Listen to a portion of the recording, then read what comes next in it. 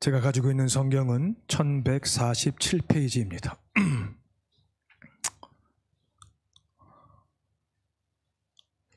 19절부터 26절까지 여러분과 제가 한 절씩 번갈아 가면서 받들어서 읽겠습니다. 19절입니다. 내 고초와 재난 곧 쑥과 담즙을 기억하소서.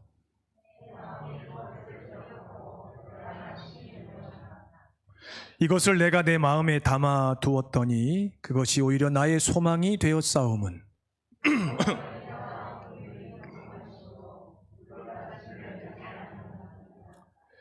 이것들이 아침마다 새로우니 주의 성실하심이 크시도소이다.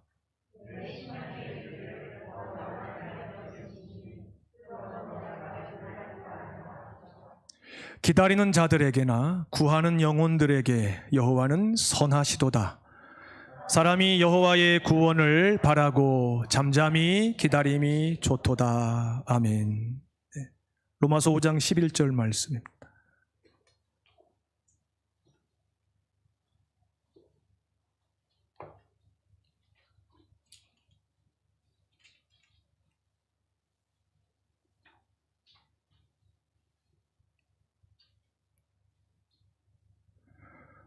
함께 받들어서 읽겠습니다.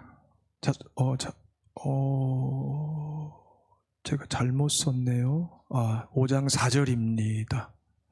5장 3절과 4절이네요. 우리 함께 받들어서 읽겠습니다.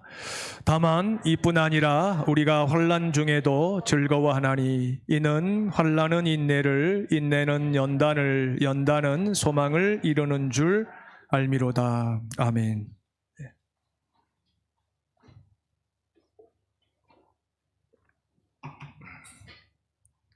내 마음에 담아둔 것의 의미를 함께 배우며 주님의 세미한 음성을 듣고자 합니다. 예레미야가 3장 21절에 이것을 내가 내 마음에 담아두었다니라고 했는데요. 우리가 전에 사용했던 개역 한글 성경에는 이 부분이 이렇게 번역이 되었습니다. 내가 중심에 회상한 즉이라고 번역이 되어 있습니다. 그리고 성경 원문에 이 단어는 영어로 표현하면은 영어 단어에 recall이라고 하는 단어가 있습니다.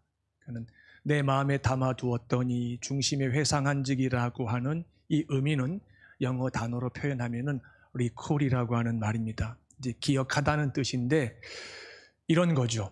그냥 저절로 기억이 나는 것이 아니고 그냥 의식하지 않았는데 그냥 생각나는 것이 아니고 씨름하는 가운데 기억해내는 겁니다. 안간힘을 쓰면서 기억을 되살릴 때 사용하는 단어가 성경 원문의 의미입니다. 이것을 이제 우리가 사용했던 두 가지 형태의 성경에서 중심에 회상하였다, 내 마음에 담아두었다라고 이제 번역을 했는데요. 사실은 원어에 가장 가까운 의미는 중심에 회상하였다. 오랫동안 잊고 있었던 중요한 사실 하나를 내가 기억해내기 위해서 안간힘을 썼다. 이런 의미입니다. 이것이 내 마음에 담아두었더니라고 하는 표현이 의미하는 겁니다. 이걸 염두에 두시고 이제 하나님께서 본문에서 우리에게 말씀하시고자 하는 바를 우리가 귀 기울여 듣고자 합니다. 남유다의 멸망을 예언한 선지자들이 여럿 있었습니다. 그 중에 예루살렘 성이 불타고 솔로몬의 성전이 무너지는 것을 직접 목격한 선지자가 있었습니다. 예레미야입니다. 그는 구약성경 예레미야와 예레미야의가를 기록했죠. 그의 별명은 아시는 분도 계시겠지만 눈물의 선지자입니다. 왜 눈물의 선지자인가? 그가 예언한 내용 때문이기도 하지만 그가 기록한 예레미야 애가라고 하는 성경 때문입니다. 애가라고 하는 것은 그가 울면서 부른 노래라는 뜻입니다. 얼마나 마음이 슬펐으면 그가 그렇게 성경을 기록했을까요? 한 나라가 이제 멸망을 당할 때 역사 속에서 그 나라가 사라질 때 그 시대를 살았던 당사자들, 그 나라의 백성들이 겪었을 슬픔과 고통은 겪지 않은 사람은 영원히 헤아릴 수 없습니다. 이해가 된다는 말을 하는 것은 굉장히 무례한 표현입니다. 인간은 한계가 있는데요, 자기가 직접 겪지 않은 한 타인의 고통을 쉽게 공감할 수 없습니다. 공감하려고 애를 쓰기도 합니다. 그리고 그 과정에서 진정성을 나타내기도 합니다. 그것이 이제 상대에 대한 예의일 수 있고 배려일 수 있고 사랑일 수도 있죠. 그런데 직접 겪지 않으면 그 고통과 슬픔의 깊이와 그 무게는 절대 공감할 수 없습니다. 부부 사이도 마찬가지입니다. 부모 자식 간도 마찬가지입니다.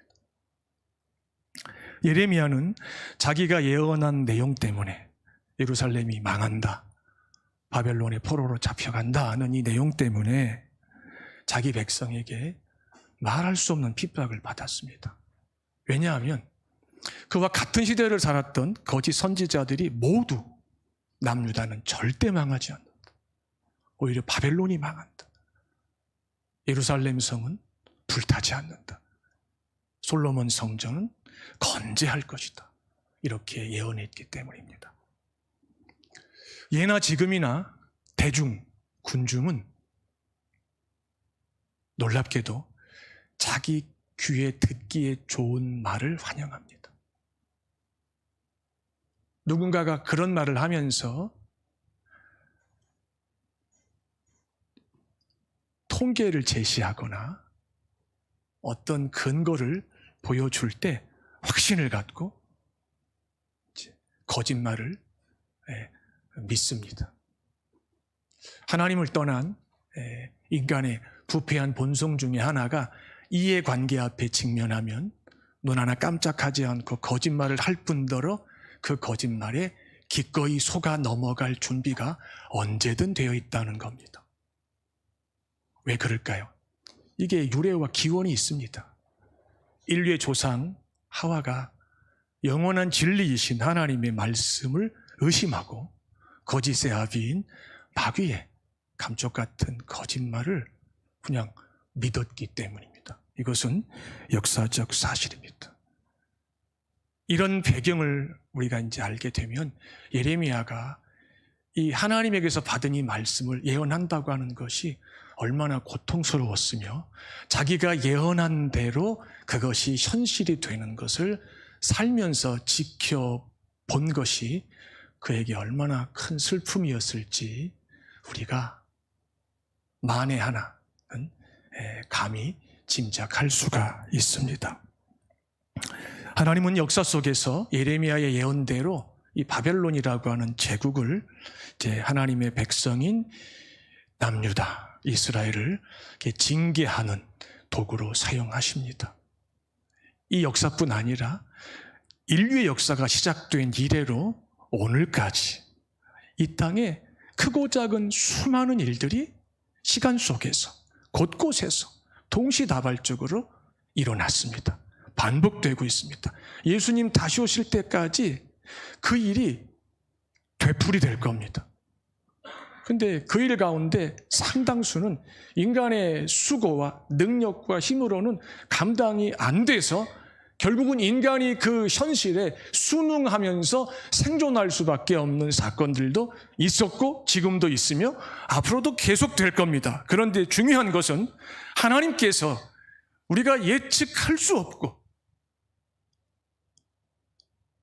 우리가 예측했지만 예측한 것이 소용이 없는 이 끔찍한 사건들 속에서 하나님이 한 가지 고집하시는 것이 있다는 겁니다. 그것이 뭐냐면 창세전에 영생을 주시기 위로 작정하신 한 영혼을 찾아내시는 것이며 그가 속한 교회를 지키시는 것이며 보존하시는 것이며 그가 예수 그리스도 안에서 자기 백성과 하신 그 약속을 하나님께서 매일 매순간 신실하게 이행하고 계신다는 사실입니다. 우리가 이것이 믿어져야 합니다. 이것이 믿어지는 자만이 주일에 그분 앞에 나와서 그분이 받으시기에 합당한 경배와 찬양과 영광을 돌려드립니다. 이스라엘 역사를 보면 애굽에서 나와서 홍해를 건너고 광야를 지나서 이제 가나안 땅을 상속받죠. 사사시대가 시작되고 왕정시대가 시작되고 분열왕국 시대가 시작되고 그리고 북이스라엘과 남유다가 각각 망합니다. 한 1000년이라고 하는 역사적 시간이 지나갔는데요. 하나님 백성들이 가나안 땅에 살기 시작한 날로부터 얼마 지나지 않아서 마치 약속이라도 한 것처럼 더 이상 하나님에게 소망을 두지 않기 시작합니다. 이유는 하나입니다.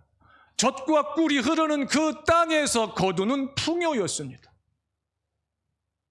그리고 그들보다 먼저 그 땅에 살고 있었던 7 족속이 오랜 세월 섬기고 있었던 우상의 이름 때문이었습니다. 바알이라고 하는 의미가 뭔지 아시죠?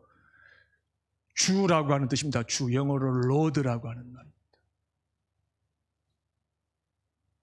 애굽에서 나오는 날부터 가나안 땅을 상속받는 그날까지 이스라엘에게 주, 로드는 여호와이셨습니다. 그런데 가나안 땅을 상속받고 아들, 딸 낳고 손자, 손녀 낳는 과정에서 어느 순간에 그 주가 바뀌었어요. 여호와에서 바알로 바뀌었어요. 하나님께서 허락하신 그 가나안 땅의 풍요에, 그 풍요의 주인이라고 믿는 거짓 신들, 우상인 바알에게 소망을 두며 사는데 서서히 길들여져 갑니다. 그냥 한날 한시에 하나님을 떠난 게 아니었어요. 가랑비에 옷 젖듯이 조금씩 한 발자국씩 한 발자국씩 손톱만큼 눈꽃만큼 떠나고 있었어요. 그러니까 몰랐던 거예요. 우리의 믿음이 세속화되는 것이 자고 났더니 갑자기 변한 것이 아니고 일상 속에서 하나님이 허락하신 일상에 취해서 하나님이 주신 것들인데 당연한 것인 줄 알고 누리다 보니 그것이 의지의 대상이 되고 소망의 내용이 되면은 우리는 어느 순간 하나님에게서 제법 떠난 우리 자신을 발견하면서 화들짝 놀라게 됩니다.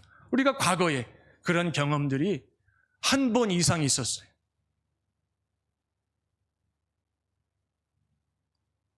하나님은 참 선지자들을 끊임없이 보내셨어요. 그리고 우상의 소망을 두었던 자기 백성들을 설득하시며 너희를 애굽 땅 종되었던 곳에서 데리고 나온 너희 조상 아브라함과 이삭과 야곱의 하나님인 나 여호와께 소망을 두라고 거듭 촉구하셨지만 이스라엘 백성들이 듣는 척하다가 또 즉시 돌아서면서 계속 야멸차게 외면합니다. 하나님이 자기 백성에게 수없이 거절을 당하신 거예요. 이게 기가 막힌 거예요. 이스라엘이 거짓말처럼 자기들의 하나님을 살 수 없을 만큼 거절했어. 아버지 재산을 미리 상속받아서 집을 떠나 창기와 더불어 방탕하게 다 탕진하고 돼지 쥐염 열매를 먹고 있었던 둘째 아들은 이스라엘 백성의 모습이었어요. 그리고 오늘 우리의 모습이었어요. 이스라엘은 수백 년 동안 그렇게 살아왔어요. 간혹 하나님이 세우신 특별한 인물들, 다윗, 여호사밧, 히스기야, 요시야와 같은 이런 왕들이 잠깐 등장했을 때 이스라엘 백성들이 회개하고 하나님에게 소망을 두는 것처럼 보였어요. 하나님도 기뻐하셨어요. 하지만 그들이 죽고 나면은 그 아들들이 왕이 되면 거짓말처럼 언제 그랬냐는 듯이 이스라엘의 마음은 하나님에게서 순식간에 떠납니다. 그리고 다시 세상에 소망을 두고 사는 삶을 계속하죠. 마치 주일에 그분 앞에 나와서 한 주간의 삶을 회개하며 이번 주간은 하나님께만 소망을 두고 살겠다고 다짐하고 진지하게 기도하고 찬송도 하고 헌금도 하고 때론 눈물도 흘리며 가슴 아파하면서 하나님과 약속하지만 당장 내일부터 이런저런 내게는 너무나 합당한 핑계와 이유 때문에 먹고 사는 것이 급하고 당장 처리해야 될 일들이 발등에 떨어진 불이기 때문에 하나님 앞에서 다음 주일날 뵐게요 하면서 여전히 세상에 슬그머니 소망을 두고자 하는, 아니 실제로 두는 저의 모습, 우리의 모습과도 닮았다는 거죠. 하지만 하나님은 구약 1000년 이스라엘 왕국의 역사 속에서 참으셨어요. 얼마나 참으셨을까요? 대략 930년 참으셨어요. 왜 930년일까요? 70년이 바벨론 포로 생활이기 때문에. 그러면 우리 한번 계산해 봅시다. 1000년이라고 하는 시간 속에서 930년을 참아주신 것은 오래 참아주신 겁니까? 아니면 짧게 참아주신 겁니까? 우리 100년도 못 살잖아요. 무지하게 오래 참아주셨어요. 무지하게 참는다고 하는 표현은 사람에게는 적용되는 표현이 아니에요. 하나님에게만 적용되는 표현이에요. 930년 참아주시고 70년 화내셨어요. 그 화도 자기 백성들의 마음을 돌이키게 하시기 위해서 내신 화였어요. 그래서 구약의 경건한 믿음의 조상들이 뭐라고 고백해요? 그의 노여움은 잠깐이었습니다. 그의 은총은 평생이었습니다. 저녁에는 울음이 기숙했었습니다. 하지만 아침에는 기쁨이 찾아왔습니다. 그는 진노 중에도 긍휼을 베푸셨습니다. 그는 자기 백성이 자기에게 돌아오면, 울면서 돌아오면, 가슴을 찢으면서 돌아오면 한 번도 거절하신 적이 없었습니다. 언제 그랬냐는 듯이 여전한 마음으로 자기 백성을 용납하셨습니다. 이 신앙 고백이 선지자들이 반복해서 전했던 말씀이고 이것이 시편에 그대로 녹아 있습니다. 예레미야는 자신이 예언한 것이 이제 현실이 되는 것을 목격하면서 어떤 심정이었을까요? 본문 19절에 내 고초와 재난 곧 쑥과 담즙을 기억하옵소서 이렇게 말합니다. 여러분이 평생 일군 기업이 무너질 때 어떨까요? 여러분이 평생을 바쳐 세운 집이, 가정이 무너질 때, 여러분보다 더 소중하게 여겼던 자식이 여러분의 기대를 짓밟았을 때, 부모와 의절을 할 수도 있고 부모의 살과 피를 함께 나눈 형제 자매와 남처럼 살기로 작정을 했을 때 어땠을까요? 바로 그 심정입니다. 쑥과 담즙을 먹어야 하고 마셔야 되는 심정이죠. 이 쑥과 담즙이라고 하는 이 표현은 하나님의 혹독한 징계로 인한 고통을 묘사하는데요. 이 쑥, 담즙, 어떤 맛의 상징인지 우리가 알아요? 예, 쓴맛이죠. 같은 의미를 두 번 반복했어요. 그러니까는 너무 쓰다 이런 거죠. 이렇게밖에는 표현할 수 없는 것이 아쉽지만 무지하게 쓰다. 하나님의 의지에 의해서 한 번은 먹어봤지만 다시는 먹고 싶지 않는, 맛보고 싶지 않는 맛이다. 이런 심정이 이 19절에 그냥 있는 거예요. 절대 과장이 아니에요.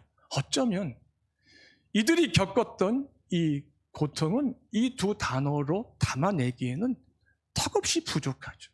아마 여러분들 중에도 어떤 분들은 내 지난 믿음의 여정을 한 단어로 표현한다면 쑥 담즙 아니야, 이걸로도 표현이 부족해, 이렇게 혼자 이렇게 독백하시는 분들이 분명히 있을 거예요. 제가 아는 분이 신앙생활을 하다가 이제 이런저런 이유 때문에 이제 멈추었어요. 그리고 불신자처럼 살고 계세요. 제가 그분을 몇 번 만날 기회가 있었어요. 근데 그분이 일단 저한테 미리 이제 경계를 하시더라고요.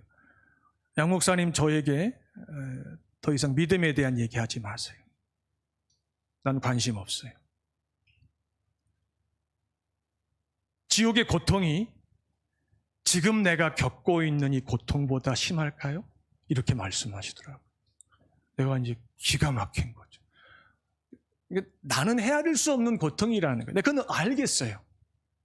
하지만 그분이 모르는 게 하나 있어요. 지옥의 고통은요, 인류가 지금까지 겪었던 고통을 다 더해도 지옥의 고통 앞에는 한 방울 물밖에 되지 않아요. 그분은 그걸 모르시더라고요. 안 믿으시더라고요. 그만큼 지금 사는 것이 말로 표현할 수 없이 괴롭다는 뜻이겠죠. 인간으로서 연민을 느꼈어요. 이제 우리 얘기로 돌아갑시다. 남의 얘기하지 마시고, 지난 2년 동안 지금까지 계속된 이 우리가 원하지 않았던 이 사태들로 인해서 우리 가운데 어떤 분들은 삶의 터전이 무너졌고요, 그 어느 때보다도 몹시 흔들리고 있어요. 그래서 우리가 그로 인해서 우리는 하나님 앞에서 쑥을 먹었고 담즙을 마시고 있어요. 그런데 더 두려운 것은 이게 언제 끝날지 모른다는 거예요.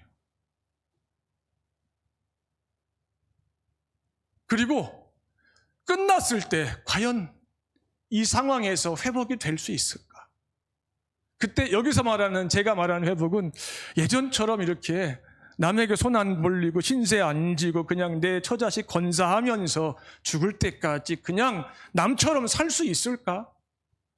이런 계산을 우린 다 한다는 거죠. 그랬을 때 그 정도는 되겠다, 이렇게 계산 결과가 나오는 분이 우리 가운데 과연 몇 분이나 될까요? 비록 대한민국이라고 하는 나라가 망하지는 않았지만 나를 둘러싼 내 가장 가까운 환경, 내 가정, 내가 속한 교회가 망한 것은 아니지만 어쩌면 이러다가 망할 수도 있겠다라고 하는 이 예측으로 인한 공포가 우리로 하여금 더 쓴맛을 느끼게 합니다. 이거 현실입니다.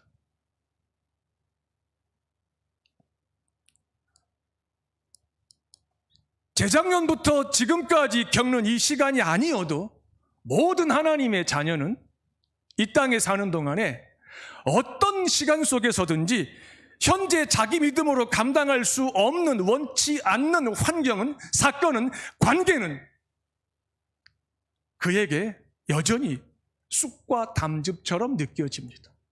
남들은 설탕을 먹고 달콤한 차를 마시는 것처럼 보이는데 나는 그러지 못할 때 이 상대적 박탈감과 비교는 더 쓴맛을 느끼게 합니다. 그게 인간만이 경험하는, 인간만이 공감할 수 있는 아주 신비입니다. 그래서 우리는 남유다 백성과 예레미야와 동일한 상황에 처하진 않았지만 조심스럽게 예레미야의 심정과 남유다 백성의 마음을 10,000분의 1, 100,000분의 1 정도 우리가 공감할 수 있다, 이렇게 감히 이야기할 수 있습니다. 20절에서 내 마음이 그것을 기억하고 내가 낙심이 되었습니다. 자, 우리가 여기서 주목해야 되는 것은 낙심이 되었다라고 하는 사실이죠. 쑥을 먹고 담즙을 마시는 것으로 끝나는 것이 아니고 하나님이 창조하신 마음, 사람을 사람 되게 하는 가장 신비한 그 피조물인 마음, 오죽했으면 잠언 기자가 무릇 지킬 만한 것 가운데 가장 먼저 지켜야 되는 것이 마음이라고 했을까요? 생명의 근원이 거기에서 결정이 되기 때문이라고 그가 분명히 설명했죠. 그 마음이 낙심, 무너졌다는 사실입니다. 무엇 때문에? 쑥과 담즙을 먹고 마셔야만 하는 이 현실이, 마음만 안 무너진다면 써도 참을 수 있죠. 불신자들 중에도 믿음이 없지만, 전능하시고 선하신 하나님에 대한 인격적 믿음이 없지만 어지간한 쑥을 먹고 어지간한 담즙을 마셔도 마음이 무너지지 않았던 이들이 있죠. 우리 주변에 있잖아요. 우리 현대사 속에 보면은 그런 인물들이 있었습니다. 하나님께서 그런 자들을 보내셔가지고 대한민국을 가난한 나라에서 먹고 사는데 부족함이 없는 나라로 바꿔놓으신 거 아닙니까? 그들이 대단해서가 아니고 하나님이 그들의 그 인간적인 의지와 각오와 결심으로 감당할 수 있을 만큼의 쑥을 먹게 하셨고 담즙을 마시게 하셨기 때문에 견뎌낸 거예요. 그 한계를 초과해 버리면은요, 모든 인간은 어떤 선택을 할까요? 천하 없는 사람도 자기 목숨을 스스로 끊게 되어 있어요. 왜? 더 이상 먹기 싫어서. 이걸 계속 먹을 바에는 그냥 죽는 것이 더 행복하다고 판단하기 때문이죠. 다시 예레미야와 남유다 백성들과 우리에게로 돌아갑니다. 하나님께서 마시게 하신 담즙, 먹게 하신 쑥이 우리의 마음에 치명적 영향을 주어서 어떻게 됐다고요? 마음이 무너지고 말았다는 거죠. 그 마음은 성경에 보니까 하나님의 집인 믿음이 세워지는 기반이며 기초인데 그 터가 무너져 버렸으니 믿음이 마치 무너진 것과 다름이 없지 않습니까? 마치 사라진 것 같은 끔찍한 경험 아니겠습니까? 여기까지만 딱 놓고 보면은 더 이상 소망이 없어요. 아, 이스라엘은 끝났구나. 남유다는 이제 역사 속으로 사라지는 일만 남았구나. 하나님이 실패하셨구나. 자기 백성을 애굽에서 데리고 나오셨는지는 몰라도, 홍해를 가르고 건너게 하셨는지는 몰라도, 구름기둥과 불기둥으로 광야를 통과하게 하셨는지는 몰라도, 만나를 먹이시고 반석에서 나는 생수를 마시게 하심으로 40년간 자기 백성을 생존케 하셨는지는 몰라도, 1000년에 가까운 세월 동안 자기 백성을 붙잡고 계셨는지는 몰라도 여기까지구나. 여호와라고 하는 신도 자기 백성의 끊임없는 불순종과 반역과 패역과 의심 앞에서는 결국 손을 드셨구나. 주변 나라들이 우리가 믿는 신하고 다를 바가 뭐가 있겠느냐, 아마 이렇게 생각했을지도 모르겠어요. 20절까지 내용이 그래요. 그런데 21절에서 어떤 일이 벌어집니까? 이것을 내가 내 마음에 두었더니 그것이 오히려 내 소망이 되었습니다. 소망이 되기 시작했습니다. 내 마음에 담아둔 것의 의미를 제가 서두에 설명했기 때문에 더 이상 설명하지 않습니다. 쑥과 담즙을 마시면서 끝이라고 생각했는데 꾸역꾸역 집어삼키고 마신 그 쑥과 담즙이 내 안에서 내가 꿈에도 상상하지 못했던 일을 행했다는 거죠. 그게 뭐냐면 오랜 세월 동안 잊고 있었던 하나님, 하나님의 성품, 하나님의 약속, 하나님의 능력, 하나님께서 지금까지 내게 베푸신 모든 좋은 기가 막힌 은총에 대한 기억들이 내 기억의 수면 위로 부상하기 시작했다는 거죠. 가라앉아 있었던 것들이 떠오르기 시작했어요. 바로 그런 의미예요. 아마 여러분의 지난 믿음의 여정 속에서 이런 시간, 이런 경험이 있었을지 모르겠어요. 쑥과 담즙이 예레미야의 마음과 당시 경건한 하나님 자녀들의 마음을 송두리째 무너뜨렸습니다. 그런데 잠시 후에 하나님과 하나님의 약속에 대한 기억이 되살아나기 시작했어요. 쑥과 담즙 때문에. 화학자들이 이런 경우를 쑥과 담즙이 촉매작용을 했다, 이렇게 표현하죠. 실험을 할 때 어떤 물질을 첨가함으로 인해 가지고 그 물질이 일으킨 화학적인 반응 때문에 다른 두 물질 사이에 실험자가 의도하는 반응이 결과가 나타나요. 이럴 때 결정적으로 첨가한 그 물질이 촉매 역할을 했다. 이렇게 우리가 배웠어요. 그러니까 이게 믿음의 세계 속에서 예레미야의 영혼 속에서 당시 남유다 백성의 경건한 자들의 기억 속에서 이 영적 촉매 작용이 일어났던 거예요.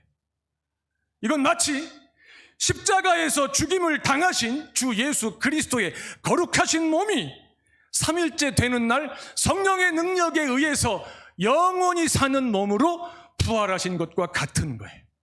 그러니까 예레미야가 3장 21절은 예레미야가 경험한 영혼의 부활이에요. 구약 성경 곳곳에 하나님이 약속하시는 우리의 유일한 소망인 예수 그리스도의 부활에 대한 그림자가 짙게 드리워져 있다고 하는 것을 우린 꼭 기억해야 합니다. 바벨론을 비롯한 주변 나라들이 당시 남유다가 바벨론의 발에 짓밟힐 때 어떻게 판단했을까요? 이제 쟤들 끝났다. 이제 쟤들 역사 속에서 사라졌다. 그리고 그 주변 나라 역사가들이 이렇게 기술했겠죠. 남유다는 시드기야 왕을 끝으로 주전 586년에 바벨론에 의해서 나라가 망했다. 역사적 사실, 과거가 되고 말았다. 이렇게 기술했을 거예요. 그런데 어떤 일이 벌어지죠?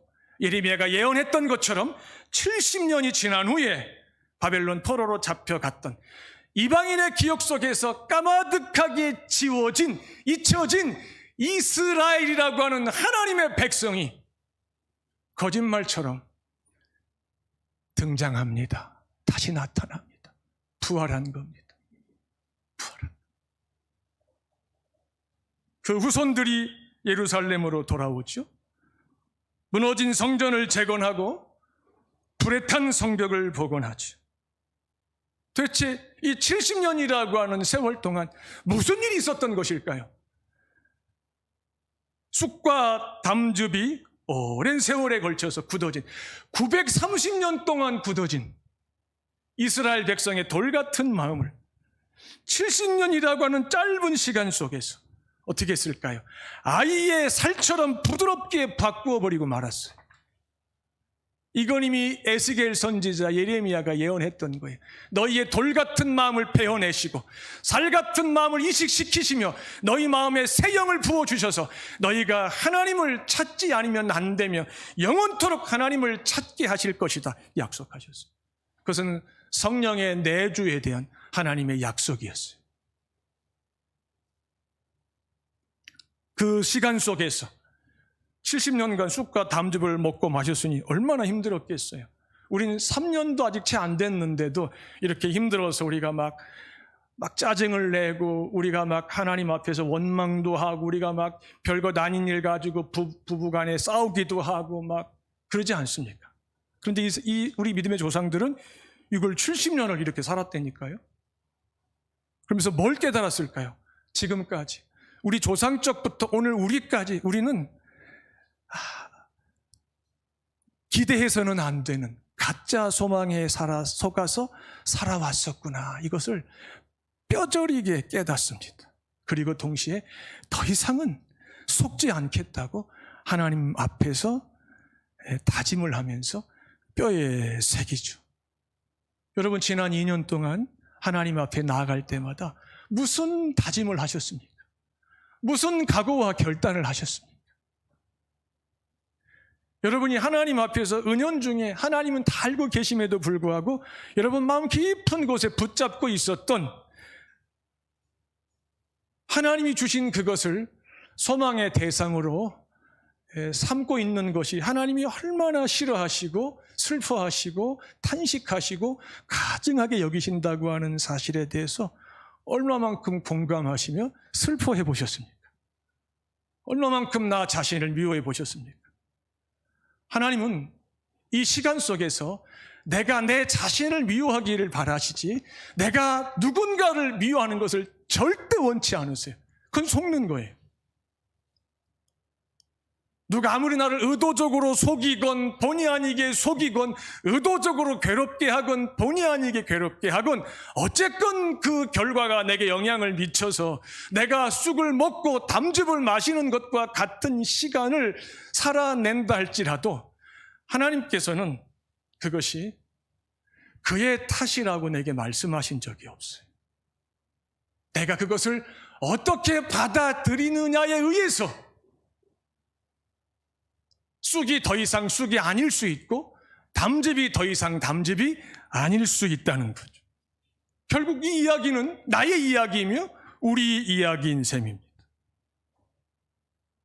우리는 예레미야와 당시 그와 함께 살았던 우리 조상들의 이야기, 그리고 오늘 우리 이야기를 다시 한번 기억하면서 이 땅에 잠시 머무는 동안에 우리가 궁극적으로 소망해야 되는 대상과 내용이 무엇인지에 대해서 다시 한번 배우고 깨닫기 시작합니다. 이미 우리가 성경 속에서 또 우리가 지금까지 믿음을 배우면서 우리가 배웠다고 확신하는 것들이 있죠. 복습을 해볼 필요가 있죠. 성경은 사라지는 것, 이 육신의 눈에 보이는 것은 절대 소망의 대상과 내용이 될 수 없다고 한결같이 단언하십니다. 지나가는 것은 하나님의 자녀에게 소망이 되어서는 안 된다고 아주 엄중히 경고합니다. 그럼 무엇만이 소망이냐? 보이지 않는 것, 영원한 것, 그것만이 진짜 소망이라고 말씀하시죠. 그러면 그게 뭐냐라고 하는 거죠. 우리가 다 알고 있다고 자부합니다. 영원하신 삼위 하나님, 그분의 약속, 그분의 은혜, 그분의 성품, 그분의 능력, 이것만이 오늘 나의, 우리의 유일한 소망입니다. 우리가 이 예배에 참여한다는 것이 바로 그것을 입증하는 결정적 증거입니다. 다른 게 없습니다. 우리 가장 힘들어하는 게 뭡니까? 하나님께서 우리 육체를 위해서, 연약한 몸을 위해서 우리에게 잠시 주시기도 하시고 거두기도 하시고 어떤 경우에는 아예 안 주시기도 하시는 몇 가지가 있습니다. 건강, 부, 명예, 약간의 힘, 이런 것들이 하나님께서 우리 육체를 위해서, 우리 인생과 믿음의 제한된 유익을 위해서 하나님의 시간에 하나님께서 선별해서 주시는 것들인데, 놀랍게도 이것을 받은 하나님의 자녀들은 하나도 예외 없이 이것이 일정 기간 동안 당사자에게 소망의 대상과 내용으로 둔갑해 버렸다고 하는 사실이, 가장 대표적인 것이 솔로몬이.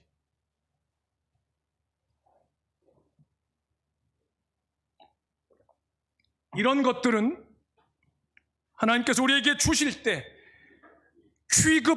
취급주의라고 하는 단서를 항상 우리에게 더하세요.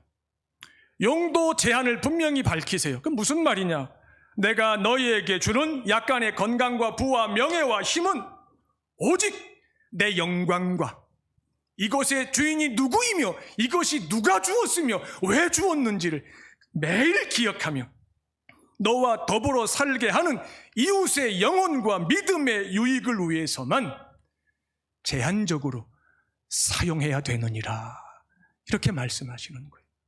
너 잘 먹고 잘 사는 것이 내가 너에게 건강과 부와 명예와 약간의 힘을 준 궁극적 목적이 절대 아니라는 거죠.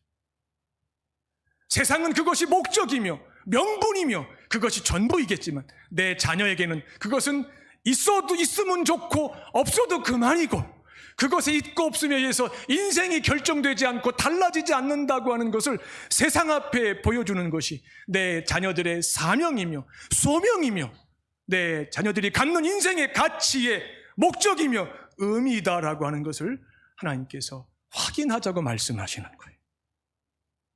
정당하게, 정직하게, 합법적으로 돈 버세요. 하지만 그것을 위해서 하나님을 섬기고 예배하고 교회를 섬기는 일에 제한을 받는다면 멈추어 쓰셔야 돼요. 멈추셔야 돼요. 멈추지 않으면 그것이 우상이 되는 거예요. 그것이 소망이 되는 거예요. 하나님 분명히 경고하실 거예요. 어떤 분들은 평생 하나님이 안 주시는 경우도 있어요. 선교사들, 대다수의 선교사들, 하나님 절대 안 주세요. 하지만 안 주시면 안 주시는 대로 감사하며 다른 것 주신 것으로 하나님의 영광을 위해서, 다른 것 뭘 주셨을까요?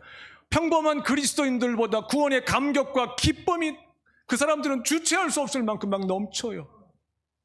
그래서 배와 그물을 버리고 땅끝까지 갈 수 있는 거예요.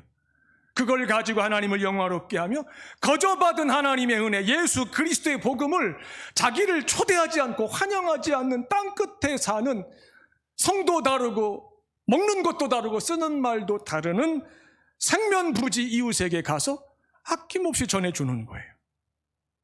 그들에게는 건강도 없고 명예도 없고 물질도 없고 약간의 힘도 없어요. 근데 그들은 그들보다 상대적으로 많이 가진 저보다, 우리보다 그 얼굴이 더 평안해요. 어지간한 일에는 두려워하지 않아요. 왜 그럴까요? 난 그게 항상 궁금했어요.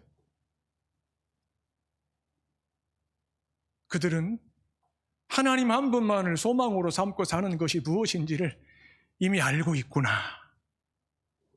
저는 오늘 하나님을 예배하는 여러분들이 하나님 한 분만을 소망으로 삼고 사는 것이 무엇인지를 이 머리로만 아시는 것이 아니고 가슴으로, 온몸으로, 영혼과 육체로, 감정으로 아시는 정도가 아니라 확신하시는, 그래서 끝까지 그 소신을 굽히지 않는 그런 분들이 되시기를 주의 이름으로 축복합니다.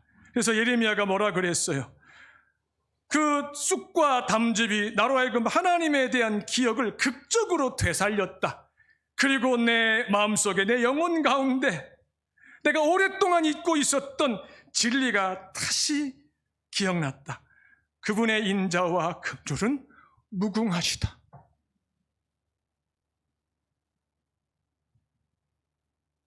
변하신 적이 없다. 그래서 내가 진멸되지 않는다. 나라가 망했지만 이스라엘이 망한 것은 아니다.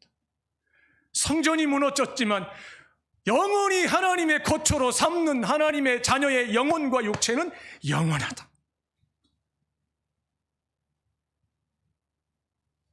비록 70년간 쑥을 먹어야 하고 담즙을 마셔야 하지만 이스라엘은 다시 돌아올 것이다. 다시 등장할 것이다. 이런 고백이죠. 왜?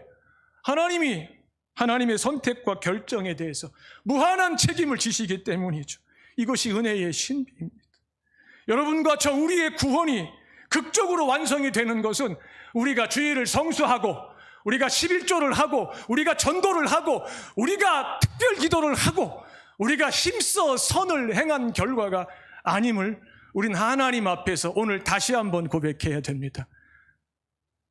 지금까지 제 인생을 30페이지 공책에 정직하게 기록한다고 가정을 해봤습니다. 29페이지까지는 하나님을 떠났던 것, 하나님을 근심케 하고 탄식케 하고 하나님을 슬프게 한 것들이었고, 마지막 30페이지 공책이 24줄이라면 23줄까지도 여전히 하나님을 아프게 하고 하나님의 명예를 실추시킨 것들밖에 없고, 마지막 한 줄, 하나님의 신비한 은혜로 순종한 것 같았고 하나님을 사랑하려고 씨름했던 것 같았던 그 시간은 한 줄밖에 안 되는 것 같아요. 그런데 중요한 것은 내가 아직까지 진멸되지 않고 있다고 하는 사실이에요. 왜 그럴까요?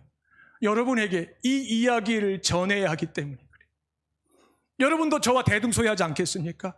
여러분이 행한 대로 하나님이 갚지 않으신 이유가 뭘까요? 여러분이 사랑하는 그 누군가에게 가서 내가 전했던 이야기들을 여러분의 인생 속에서 전해야 되는 사명이 있기 때문에 그런 거예요. 이 하나님의 인자와 긍휼이 무궁하실 뿐 아니라, 무궁하다고 하는 것은 시간을 초월한 개념이잖아요. 70년 겨우 사는 우리가 시간을 초월한 영혼이라는 것을 우리가 사실은 우리가 느낀다는 것은 불가능해요. 그건 어불성설이에요. 그런데 예레미야와 시편 기자가 이것이 아침마다 새롭다고 그랬어요. 아침과 저녁은 하나님이 정하신 24시간이라고 하는 하루를 구분하는 아주 중요한 단어이죠. 시간의 다른 말인데 아침, 저녁. 이 두 단어 속에 24시간이 포함되어 있거든요. 이게 무슨 말이냐면은 이 하나님의 무궁하신 인자와 긍휼을 우리가 매일 아침을 맞이할 때마다 우리는 우리 영혼이 느껴야 한다는 거예요. 불신자들은 아이고 오늘도 날이 밝았네. 먹고 살기 위해서 저 자식 부양하기 위해서 또 일하러 가자. 일하러 안 가면 누가 밥 주냐? 누가 돈 주냐? 이렇게 말하잖아요. 근데 하나님 편에는 어떻게 고백해야 돼요? 하나님 새날을 주셨습니다.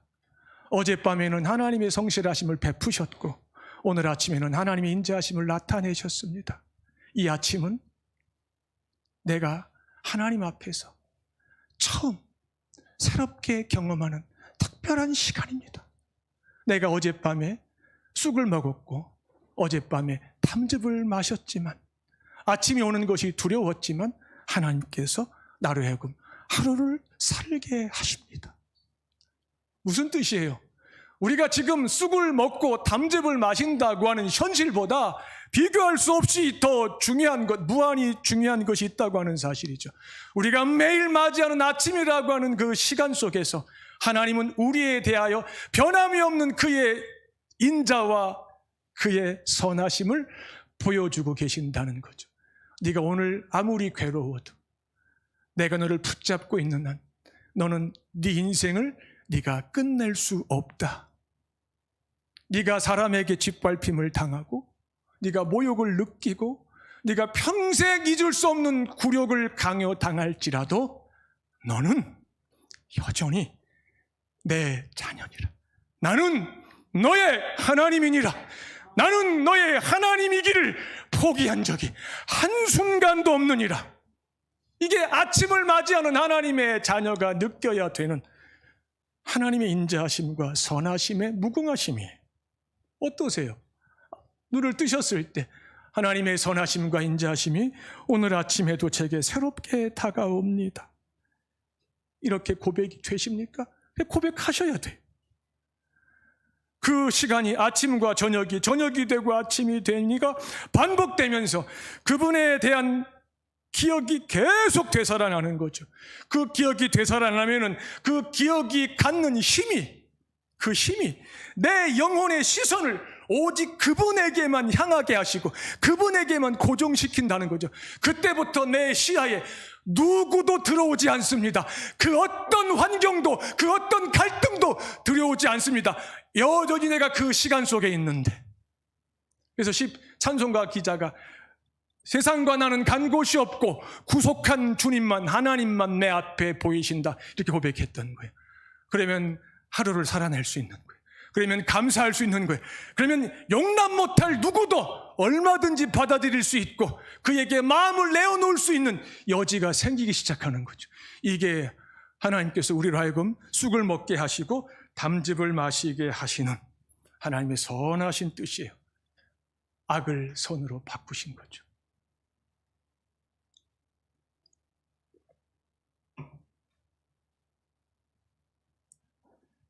그래서 예레미야가 하나님은 나의 영원한 기업이시며 나는 오직 이 땅에 사는 동안에 그분만 바랍니다. 무슨 뜻? 나는 그분만 기다립니다. 제가 지난 2년 수개월 동안 가장 많이 했던 기도가 하나 있어요. 하나님, 제가 여기서 하나님을 기다립니다. 하나님을 기다립니다. 언제 나타나시겠습니까? 제가 여기 있습니다. 제가 격리를 하면서 비록 짧은 일주일이었지만 매일 하나님, 제가 여기 있습니다. 하나님을 기다립니다. 우리 성도들이 홍콩 온사랑교회가 하나님을 기다립니다. 이제 나타나 주시옵소서. 기다리는 자, 하나님이 나타나시기만을 목이 빠지게 기다리는 자에게 하나님은 하나님의 선하심을 반드시 보여주신다고 25절에서 약속하셨어요. 이사야 54장 10절에서 산들이 떠난다, 언덕들이 옮겨지는 일들이 벌어진다. 그러나 내 자비는 너에게서 절대 떠나지 않는다. 내가 너와 한 화평의 언약은 한 번도 흔들린 적이 없다. 너를 영원히 불쌍하게 여기시는 주 여호와께서 말씀하셨느니라. 이 말씀을 제가 3월 14일 월요일 밤에 여기서 받은 말씀이에요. 이 말씀을 붙잡고 하나님을 기다리고 있어요. 저는 확신해요. 하나님 반드시 나타나세요. 하나님 반드시 나타나세요. 하나님은 틀림없이 나타나세요. 왜? 여러분이, 우리가 하나님의 자녀이기 때문에, 그리스도 예수 안에서 그의 핏값으로 사신 그분이 그 무엇과도 대신할 수 없는 그분의 전부이기 때문에. 그래서 26절에서 사람이, 의인이 하나님의 구원을 바라고 잠잠히 기다림이 좋도다. 하나님의 전능하신 손 아래서 겸손하라. 때가 되면 너희를 낮추시리라. 여러분, 오늘 이후로 어디 계시든 하나님 앞에서, 아버지, 제가 지금 여기 있습니다. 아버지가 나타나시기만을 학수고대하고 있습니다. 이 고백을 끊임없이 하십시오. 하나님 반드시 들으시고 여러분의 그 간구를 외면하지 않으십니다. 하나님에게 불가능한 것이 하나 더 있는데, 전심으로 하나님의 긍휼을 바라는 하나님의 자녀의 간구를 외면하시는 것은 하나님에게 영원히 불가능하십니다. 하나님 그걸 못하십니다. 하나님은 악인일지라도 그 죄에서 떠나서 하나님에게로 돌아오면 얼마든지 구원하신다고 하시지 않았습니까? 그렇다면 우리가 예수 그리스도를 주와 구주로 영접한 내가, 그분의 은총을 입은 내가 잠시 떠났지만 다시 쑥을 먹고 담즙을 마시면서 가슴을 찢으면서 하나님 앞으로 돌아오면서 엉엉 울고 있을 때 어찌 그분이 외면하실 수 있겠습니까? 그분은 절대 외면하실 수 없는 아버지이십니다. 이것이 그분의 일하심입니다. 여러분의 마음에 담아두어야 할 것, 중심에 회상해야 할 것, 안간힘을 쓰면서 기억해내야 할 것이 무엇인지 제가 분명히 전해드렸습니다. 천국 가는 날까지 어떤 상황 속에서도 다시는 잊어버리지 마시고 기억에서 지워버리시는 끔찍한 일을 두 번 다시 반복하지 마시기를 주의 이름으로 축원합니다. 이성호 장로님 앞으로 나와주십시오.